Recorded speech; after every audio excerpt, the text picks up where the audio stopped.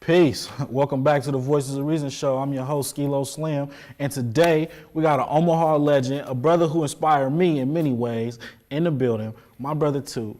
What's up, sir? What's up, Reggie? How you doing, man? I'm all right, What's bro. going on, man? Appreciate it. Man, I'm I good. appreciate you, man, taking out your time, man, to come up here with us, man. No doubt, no doubt. It's all good. That's how we Straight do. up, man. Hey, man, why don't you give the people, man, who might not know, you know what I'm saying, a little bit of background about you. Well, I'm Toot, the rapper, singer, writer, producer, showman, most importantly. But I've been doing this since I was professionally since I was 16. Everybody thought I was older because I was out with the big boys, you know. Got signed when I was 18 to a label in New Orleans called Utopia Entertainment. And I was down in New Orleans from 18 to like 20. And then came back home, started my own thing with my family. We had our own record label. It was just my cousin's record label. It was called Grayside Records. And I came out with my second album with them, and then I did my own thing.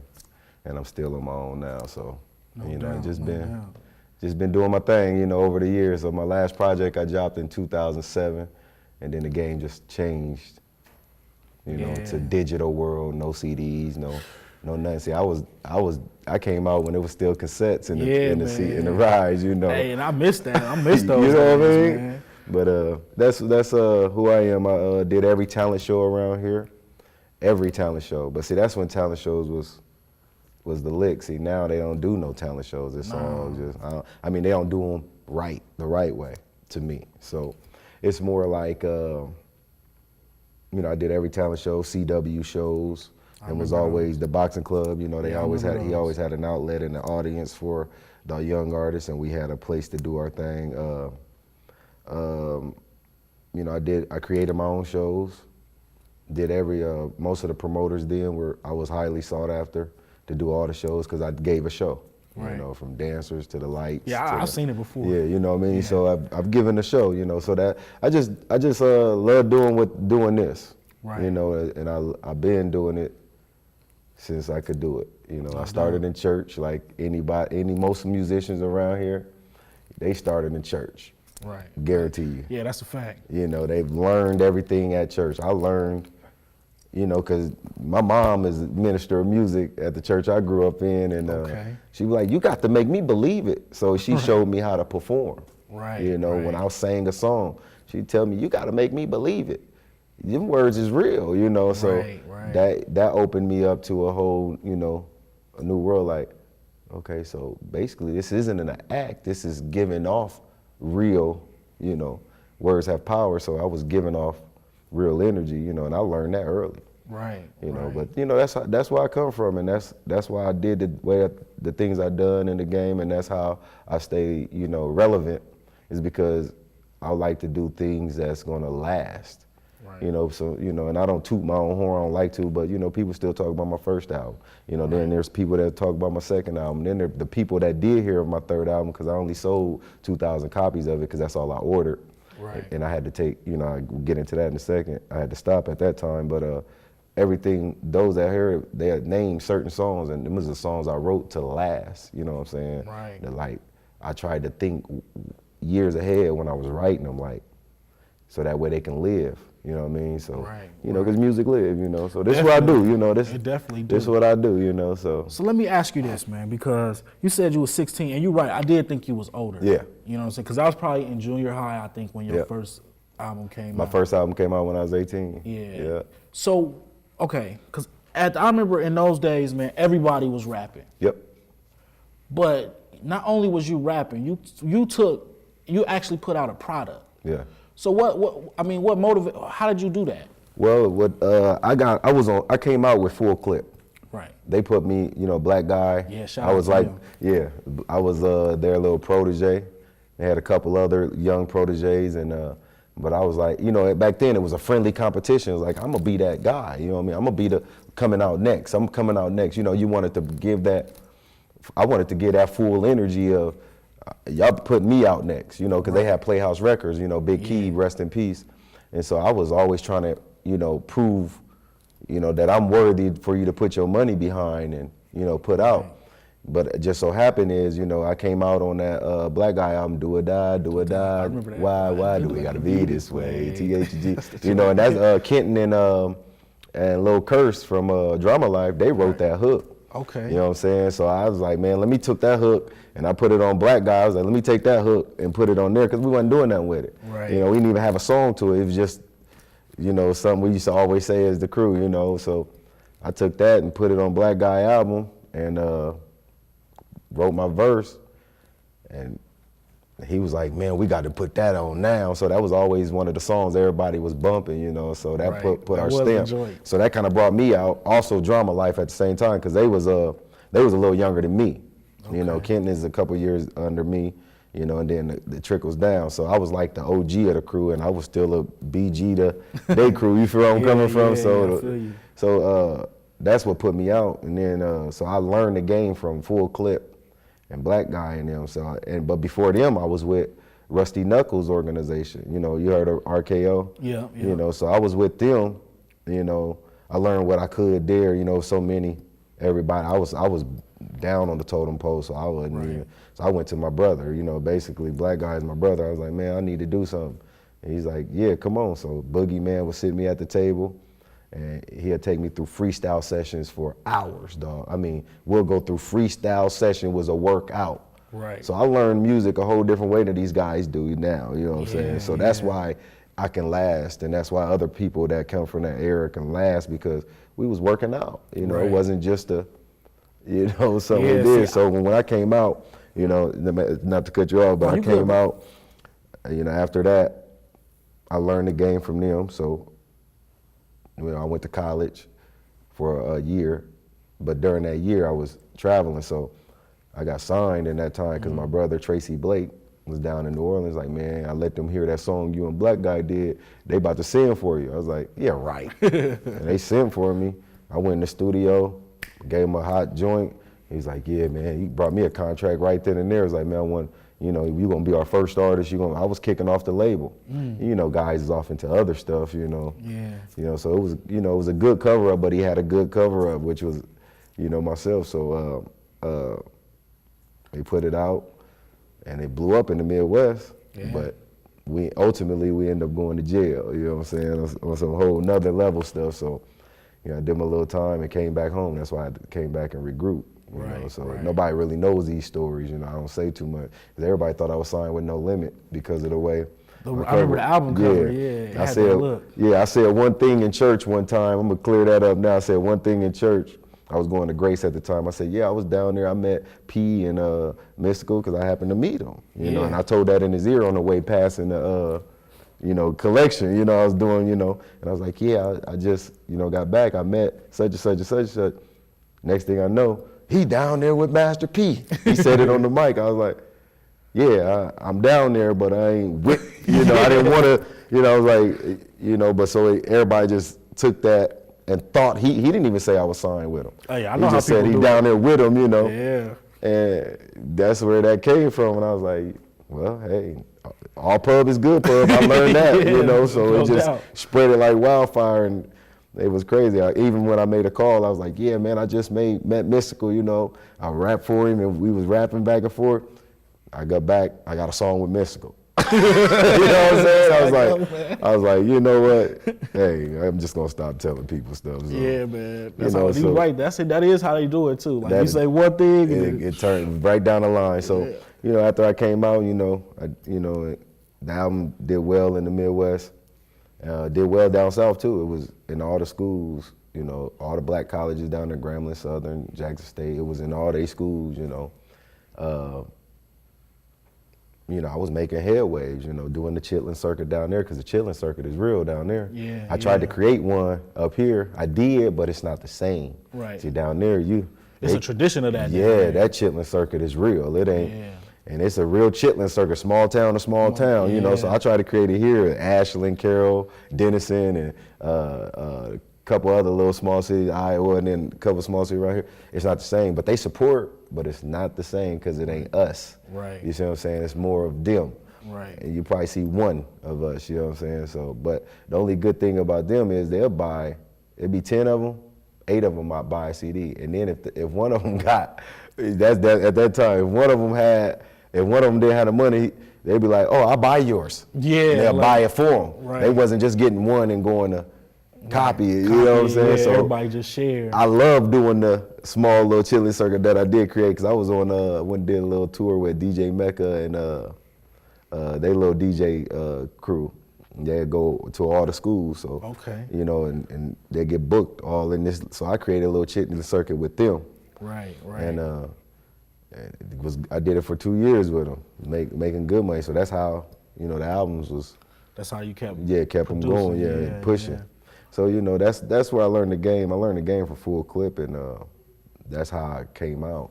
So right. I came out and I just followed what they showed me, and then that evolved into my own thing, and then it evolved from the label I was signed to, and you know, me going to jail and doing that little time and say, you know, it wasn't even a lot of time, but it was enough for me. You know what I'm saying? I feel you, man. So with me doing that little stint and saying, you know what, I came out even more hungrier and pushed harder and harder. Right. And then, you know, to give you a breakdown of, you know, everything, that's how I came out, and that's where I learned everything, you know, so. Yeah, man, that's the beautiful thing too, man, because like I said, man, I know a lot of cats that was rapping. Yeah. But not everybody put out a CD, you know what I'm saying? Everybody didn't take it to the next level. They didn't understand how to, though. Right. You know, so, because back in the old way, they was doing shows and hopefully you get picked up by a label. Right. So I was into that era where we was becoming independent. Forget the label, we're gonna do it ourselves. Right. So the people before that didn't take it to the next level, they still was stuck in that. So you have to look at the levels of the game. They still was stuck in that, I'm waiting on somebody to come find me or see me, right. Be heard. You know what I'm saying? We was in that, they ain't coming. We about to go get it. Yeah. You know what I'm saying? Then it came to the era of, okay, we go get it. So Master P was the last deal they gave like that. They wasn't giving them no more deals like that because it started exposing the industry. Right. You know what I'm saying? That it ain't hard like you think. You just gotta work. You gotta understand that, you know, you gotta understand what it really is. And so after Master P's deal, really, it started transitioning to the independent. If you notice, it was all independent. After that, you know what I'm saying? Rap a lot, you know, big shouts out to Jay Prince. Cause I was talking to Big Country down there, they was gonna sign me. But like I said, cause Big Bear was down there. Yeah, I remember him. You know what I mean? He said, nobody don't know. It was me and Big Bear down south, and Big Bear had a cold album. You know what it was good, I remember that. Yeah, so he was the same, you know, people that did my album covers and work on CDs, the same people that did his. See, he was in Houston, I was in New Orleans. That makes sense. So, you know, that Jay Prince and them was doing they independent, they had distribution, rap a lot. You know what I'm saying? So Master P came and just tore the game down with the way he did his deal. Yeah, man. So now the game switched all the way over to it's independent. If you look up now, it's just, you don't need no need to put out a CD. Right. That's why in 2012 and 11 and 13, I just did videos. I was like, I'm gonna just do a video single and you know what I'm saying? Single. Yeah, so that's what I was doing. Like I transitioned to it, like ain't no need to keep. Right, and that's what made you, that's what had you transition to now? Yeah, it transitioned me to all the way to now because ain't no out the trunk. People ain't buying CDs like that no more. Yeah. You know, they're almost out of style, but the only thing is the CD is still digital. So, and we're in a digital age, so CDs won't die. It's just who going to get it unless that's your favorite artist. Right. Other than that, we on Bluetooth, music, you know what I'm saying? Right, iTunes. I don't even play no CD in my car unless it's, you know, some stuff that I just really want to hear that whole album of. Right. Or 9 times out of 10, you can go to YouTube, press it in, and you can listen to the whole album. Yeah. So everything's now digital, so ain't no need for me to, you know, go and put out CDs, burn CDs and throw them out in crowds no more. Go download it. I'm about to, you know, create this show, sell merchandise, you know. Yeah. And, you know, I probably have some small hard copies, but it won't be like it was. Like I used to go all out on my CDs, make sure it was presentable. You know what I'm saying? Yeah, and it was too. It looked real professional. Right. I didn't like that, you know, slide the cover in, burn your CD. I didn't like it because I didn't come from that. I came from a different class where it's like it has to look the part, and then the music has to be the part, and then you got to perform the part. So I was working on them aspects. But like I said, everything done changed now, so you just made it easy for me. Yeah. You know what I'm saying? You just made it much easier, because now I ain't got to do that cost. I can put all that cost into the media streaming and promoting, you know, what it is that it is going to be done. So, yeah, that's why I transitioned into this now. Right, right. So what's the movement now that you got going? The movement is, I got something to say. Love, lift, and support. You know, it started after my wife died. You know, My condolences, man. Thank you. Something just clicked in me, you know. So it clicked in me because, you know, she was my backbone. She was my model in my videos. She was my go-to. So it just clicked on me, you know, because she had died of cancer. And I learned a whole lot taking care of her. That's why I slowed all the way down from 2007 until, you know, even did some videos while, you know, we were married. But I slowed, like, I had to stop just almost completely at a halt. I was still right, but I couldn't, you know, put my efforts into putting things out because I had obligations. But I learned taking care of her, you know, learning what this disease is and learning how it was implicated into our community and learning the target. See, it's go all the way back to Henrietta Lacks, to Lucy. You can trace this all the way back to the first bones was a woman's bones, you know, they call it Lucy. Yeah, it's a black woman, you know, so they do DNA. They doing all kind of practices and pathology studies from our DNA and our women DNA. So I believe, you know, and I don't want to, you know, it's strong. My belief is strong, but I believe it was implicated, you know, because cancer is not a medical condition. It's a holistic condition. It's all in what you eat. Right. It's all in what you put in, and it's how you get rid of the toxins that's been deposited. So, right. And me learning what chemo does and learning how chemo affects the body and it doesn't do no good. Right. You know, and learning it, because I was studying, I wanted her to live, you know what I'm saying? So it was a study. Indeed. That's where this came from. I got something to say. So, yeah, I got something to say in what I do and for the women that's in the community as well as men. See, just like you and old buddy was talking about on your other show, you know, it's more for us that we have to know. You know, without knowledge, we gonna die, you know what I'm saying? So it's not just about music, it's about everything, you know. I got something to say. Right. And so that's where started the campaign, and I started saying things. And then this is where I found out how controlled this, you know, propaganda is real, we know it, but I got a chance to feel it firsthand. I was saying some real stuff, and my video never would surface on Facebook. It could never get up. Right. I could put some lollygag up right after that, and it'll get popped right up. Yeah. They'll upload it real quick. But when I was talking about and how to cleanse the body and how to, you know, and do all that, it took like a week to get uploaded. Then it was kind of always messed up. Right. So I said, okay, I get what's happening, you know what I mean? So my campaign became, I got something to say. Right. And I already know the powers that be that's invisible to our eyes out there watching in a lot of ways and don't want it to be said too much, you know? Yeah, so. Yeah, that seemed like a obvious thing. Right. You know, that is, you gotta tread lightly to get to where you wanna go. Exactly, so I put certain messages in songs, but I can't overwhelm them because they're not ready to eat that.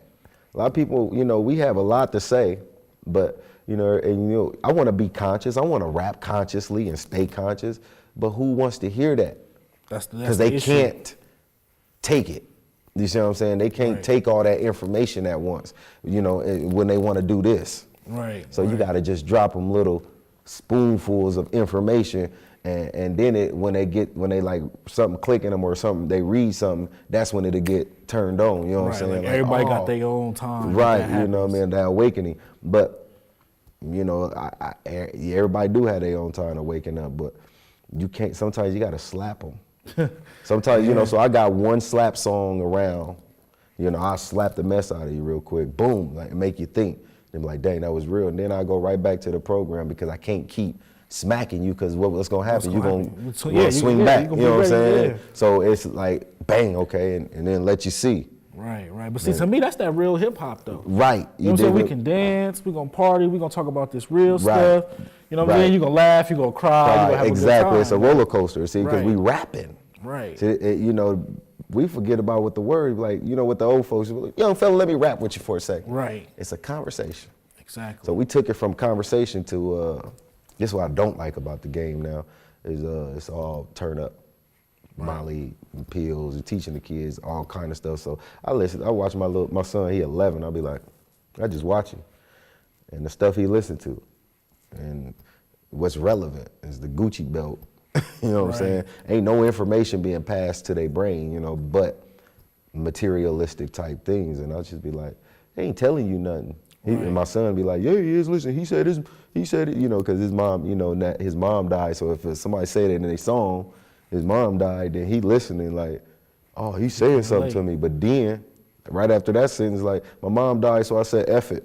Yeah. I'm about to get this bag and this, you know, shine up. And I was like, he ain't told you nothing else. He ain't even tell you how to get through that pain, son. Right. You know, and I break it down to him. I'm like, just watch. Right. Daddy is who he is. You just don't know.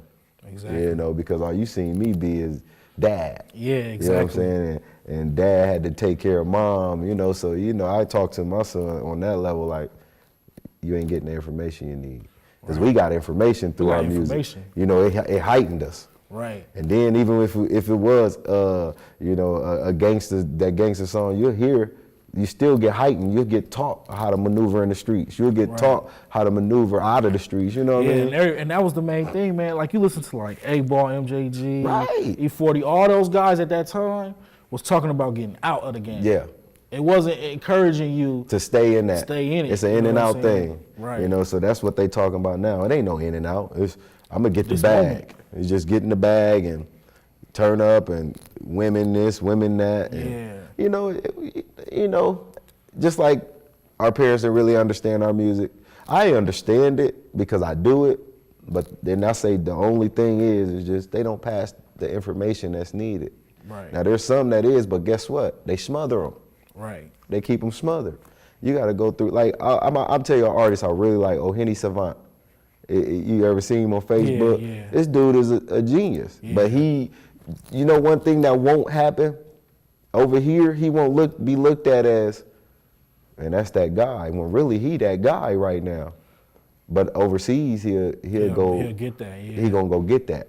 You know what I mean? Because they still on creativity and you know the art, the gift. Yeah, you're right about that. They about taking care of the gift. It ain't a gift no more, it's a hustle. So the dope game done turned into the music game. Right. That's all it is now. That's all it is. Yeah. Like everybody just trying to get that hit. Yeah.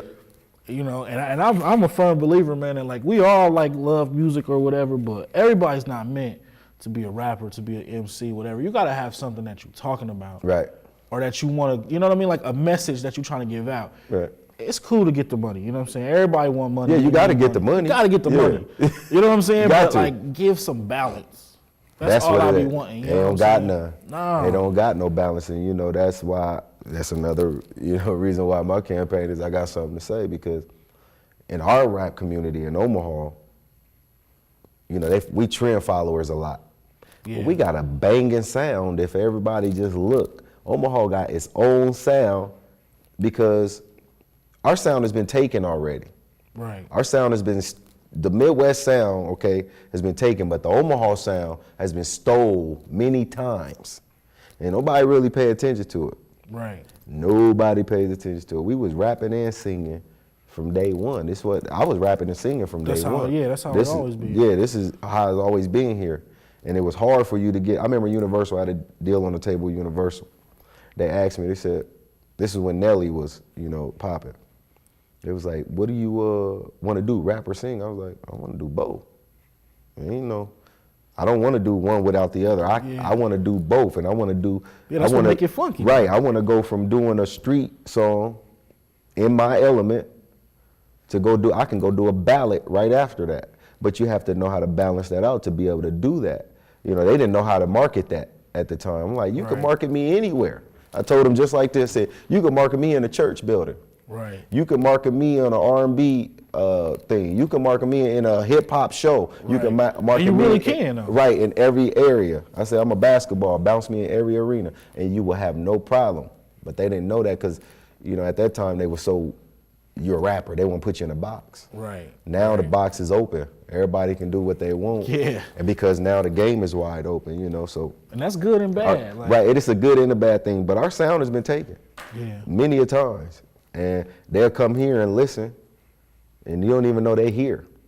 And they'll go take that sound and give it to who's hot in the industry right now. One of the best writers was seasoned here. She might not have been born here, but she went through junior high and high school here and was seasoned because I did music with her. Her name Esther Dean. Yeah, yeah. I did. She's on my second album. She wrote on my second album. She sung on my second album. We did music together, you know what I'm saying? And she was seasoned here. Right. Got that sound and took it and left. Not mad at her, just saying, That's what, that's just the facts. It's a fact, yeah. So she ain't came back and gave back here. You know why? Because of, what's happening in the game here. The game is off, right. And everybody it's the crab barrel mentality, Yeah. Step up off of you, pull you down and pull myself up. It ain't no, okay, if you above me, I'm gonna push you up and then go like this, knowing that hand ain't gonna come back. That's called reciprocity. Right. I said it in one of my Facebook Live video. I got kind of little, disgruntled. Yeah, I saw that. It's understandable though. Yeah. You know what I'm saying? But it's only so much time in the show. Yes, indeed. So I want to say once again, you can reach out to us, keep the conversation going at the voicesofreasonshow.com. You know what I'm saying? Also our Facebook page. Y'all know how to get in touch with us. So with that, I'm going to say peace, and I'll see y'all next time.